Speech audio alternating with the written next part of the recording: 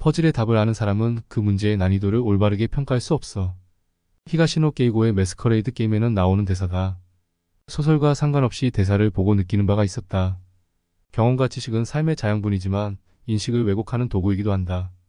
20대를 마무리하던 시기 미래에 대한 고민에 빠져 있을 때 아버지는 삶에 대한 조언을 주셨다. 이어 말씀하셨다. 모두는 자신이 경험한 세상 밖에 살지 못한다. 고로 누군가를 오롯하게 이해한다는 것은 거짓이다. 한평생 농사를 지으신 아버지께서 끝마무리에 하신 말씀이다. 결국은 자신의 몫이라는 의미다. 아무리 오래 살았다고 해도 자신의 살았던 삶밖에 살지 못했다. 40대는 자신의 20대를 살았을 뿐 현재의 20대를 경험해본 바가 없고 현재 20대는 자신의 20대를 살았을 뿐 현재의 10대를 살아본 적이 없다. 고로 모든 이들은 자신의 경험 밖의 일에 대해 알지 못한다. 보거나 듣거나 읽거나 혹은 상상해보거나에 의존할 뿐이다. 조언을 함부로 한다는 것은 얼마나 위험한가. 내가 한 조언은 내가 살았던 경험에 기반한 데이터일 뿐이다.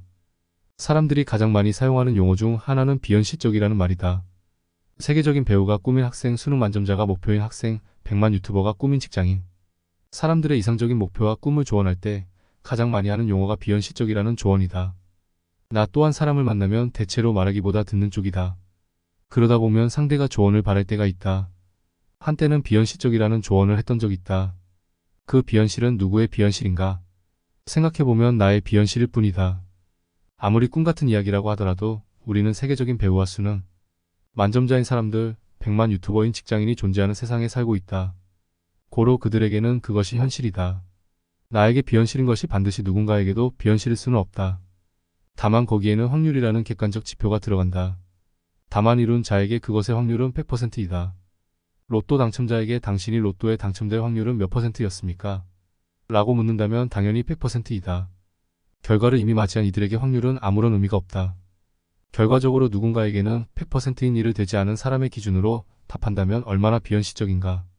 현실에는 무조건 존재하는 현상을 없다고 믿는다는 것이 세상에서 가장 비현실적인 것이 아닌가. 우리는 어느 정도의 공감 능력을 가지고 있나? 다른 사람이 가진 문제에 대해 어떤 조언을 해주고 있을까? 우리가 이해하고 있다고 믿는 것은 고로 많은 빅데이터에 기반해야 한다. 아프리카에는 소금 채취자라는 직업이 있다. 이들의 하루가 어떻게 펼쳐지는지 서구권 사람들은 대부분 알지 못한다. 소금 채취자들이 전통적 방법으로 소금을 채취하는 일상에 대해 그들은 판타지처럼 듣는다. 다만 소금을 채취하는 사람들에게 그것은 판타지가 아니라 일상일 뿐이다. 조언을 구할 수는 있지만 그것이 언제나 정답은 아니다. 조언을 해줄 수는 있지만 내 것이 정답이 아님을 분명히 해주어야 한다. 초등학생들이 수학 문제를 푸는 모습을 떠올려보면 아주 쉬운 문제를 오래 고민하는 모습을 보게 된다.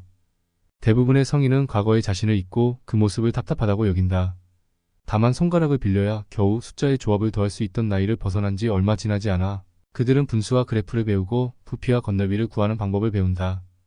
그것은 그들의 입장에서는 쉴 새 없이 몰아치는 정보의 홍수다. 이미 알고 있는 이들은 난이도를 평가할 수 없다. 또한 이미 알고 있는 정답이 굉장히 주관적인 정답이라면 난이도를 평가할 수도 없지만 정답을 내릴 수조차 없다. 원래 모든 문제는 스스로 푸는 것이다.